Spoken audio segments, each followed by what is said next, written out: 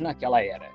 Ele continuou lidando com eles através de Abraão, Isaque, Jacó, Davi, e prosseguindo através da idade das trevas que eles tiveram nos dias de Acabe, prosseguindo Salomão, assim por diante, até que saiu naquela condição morna. Mas um pouco antes dele ter fechado aquela dispensação lá, ele deu uma grande virtude do Espírito Santo aos judeus somente. Não ireis pelo caminho das gentes, mas ide às ovelhas perdidas de Israel, certo? Ele veio para o que era seu, e os seus não o receberam. Mas a todos quantos o receberam, deu-lhes o poder de serem feitos descendentes de Deus. Ele disse, dou-lhes a vida eterna. Vida eterna vem da palavra grega zoe.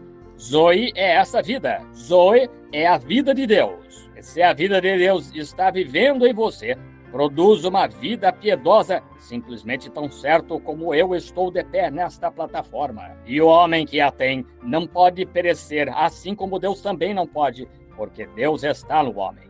Amém. Quem ouve a minha palavra e crê naquele que me enviou, tem a vida eterna, e não entrará em condenação, mas tem a vida eterna. Quem come a minha carne e bebe meu sangue, eu o ressuscitarei no último dia.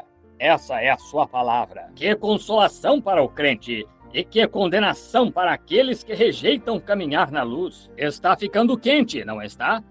Muito bem, isto é bom para vocês. Notem, vejam se isto é verdade. Que coisa, poderíamos tomar isto, escritura após escritura, semana após semana, e permanecer nisto direto, no mesmo assunto por um ano, e ainda assim não extrair isto da Bíblia, a totalidade disto, e bem na mesma coisa. Agora, para apenas uma pequena preliminar aqui, nós vamos retornar e encontrar o que a rejeição do batismo do Espírito Santo significa para você, o que isto significou para eles naquele dia. Agora, em Ezequiel, no capítulo 9, o profeta viu Jerusalém. Agora, recorde, estamos falando sobre aquele período lá, os judeus, logo antes do fim dele. Agora estamos no tempo dos gentios, no fim dele.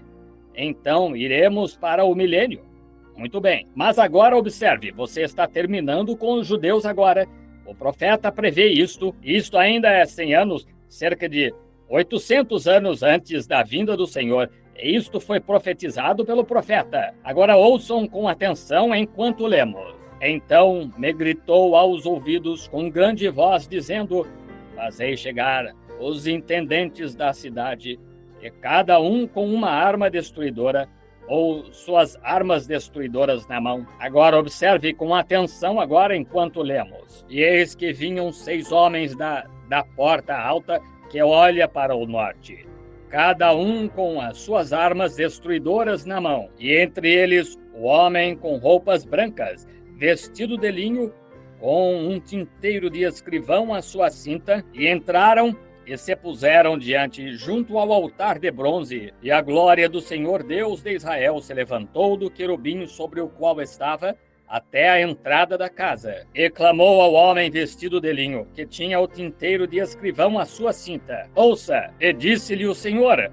passa pelo meio da cidade, pelo meio de Jerusalém, com destino a Jerusalém, e marca com um sinal as testas dos homens que suspiram e gemem por causa as abominações se cometem no meio dela. E então aos outros disse, ouvindo eu, passai após eles pela cidade, e feri, e não poupe o vosso olho, nem vos compadeçais. Matai velhos e jovens e virgens, meninos e mulheres, até exterminá-los. Mas a qualquer que tiver o sinal, não vos chegueis. E ele começa pelo santuário, e começando pelos homens mais velhos que estavam diante da casa. Agora observe o profeta no espírito, elevado à glória. Deus disse, vou mostrar-lhe como eu vou decidir isto com os judeus antes de vir aos gentios. Leia o versículo ou capítulo antes disto. Agora, quando chegou lá, ele disse, primeiro, ele viu pecado na cidade como ele nunca havia visto antes, e ele viu Jerusalém. Agora, recorde, isto foi destinado somente aos judeus, não aos gentios. O judeu e a capital deles, Jerusalém, exatamente como na noite passada, destinamos isto aos protestantes, Agora esta noite é para os judeus. Ele disse: passai pela cidade. Aqui vêm homens com armas destruidoras em suas mãos, saindo para matar tudo na cidade. Ele disse: agora esperem só um minuto. E dali veio um homem vestido de branco. Paremos um minuto. Vestido de branco. Justiça, santidade. Vestido de branco, o qual tinha um tinteiro à sua cinta. Ele disse: passa pela cidade primeiro, antes que eles venham, e coloca uma marca na testa de todo homem, mulher, menino e menina na cidade, que suspira e geme pela abominação que é cometida na cidade, pelos pecados do povo. Coloca uma marca sobre eles. E então, depois que ele passou e marcou, ele retornou e disse: está feito. Então ele enviou os homens, disse: ide e não vos compadeçais de nada, mas matai tudo que não tenha marca sobre si até exterminá-los. Olha aqui, irmão. Aquele marcador não era ninguém mais senão o Espírito Santo.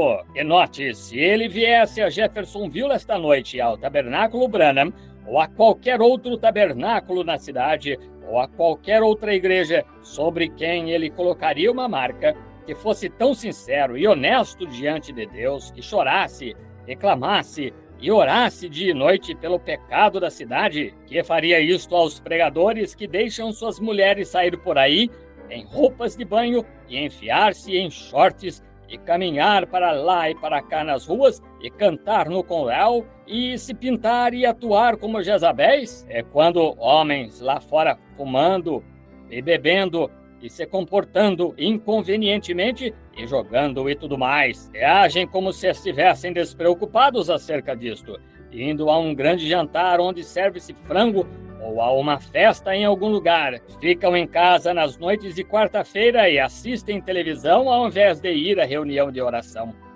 No verão fecham a igreja para os cultos. O que selaria ele? O que necessitamos esta noite é ter muito deste evangelismo de Hollywood aqui silenciado e um reavivamento enviado por Deus à moda antiga, homens e mulheres que vão ao altar e parar com este negócio de apertar mãos e ficar de mãos levantadas e aspergi-los e batizando com a face para frente, para trás e todas estas outras pequenas formas e ismos e descer a um verdadeiro, contrito e quebrantado espírito onde está o pecado. Misturar tudo isso e começar um choro à moda antiga de um filho nascido de novo. Amém! Esse é o tipo que recebe o Espírito Santo. Isso mesmo, não importa se eles são metodistas, batistas ou católicos, ou o que quer que sejam, quando eles se colocarem diante daquele altar e clamarem dia e noite: ó Senhor Deus, olha para os pecados desta cidade. Meu coração não consegue descansar, não consigo descansar, Senhor, ao ver estas coisas sucedendo. Ó Deus, faz alguma coisa, envia-nos um reavivamento à moda antiga. Você está na fronteira para receber o Espírito Santo, então, irmão. Mas se você caminha até lá porque deu pulos, ou porque dançou com a música, ou porque fez alguma outra coisa e deu voltas, e ficando irritado e indiferente, e fazendo beiço e perturbando, e unindo-se a igrejas e pulando de lugar em lugar, isto mostra que você nunca recebeu nada para começar. Irmão, isso é um remédio realmente forte, mas isto seguramente o endireitará. Isso mesmo, sim, senhor.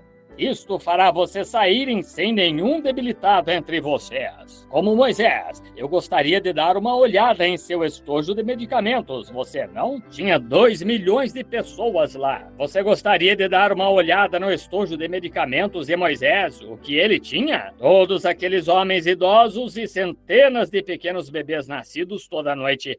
E pessoas aleijadas e pessoas enfermas. E quando ele saiu, em 40 anos, não havia nem ao menos um debilitado entre eles. Não gostariam alguns de vocês médicos sentados aqui esta noite de dar uma olhada em seu estojo de medicamentos? Vamos dar uma olhada nele e ver o que é. Agora olhe lá atrás, nós vamos descobrir. Eu sou o Senhor que te sara. É isso. Amém. Isso é o que era. Eu sou o Senhor que te sara. Digamos que nasce um bebê. Eu sou o Senhor que te sara. Ele tem pneumonia. Eu sou o Senhor que te sara. Essa era a única receita que ele podia dar. Essa era a única de que ele necessitava. Essa era a única que ele tinha. Essa é a que Deus proveu para ele. Lógico, hoje, nós não cremos nisso. Não, isso Deus nunca muda. Ele é o mesmo. Se este espírito, comportando-se da maneira como as pessoas fazem hoje, sob o nome de cristianismo, fez Deus ficar enjoado do estômago lá atrás, era uma abominação que as pessoas o fizessem. Isso é uma abominação hoje. Jesus Cristo o mesmo ontem, hoje e eternamente. Sinto-me religioso.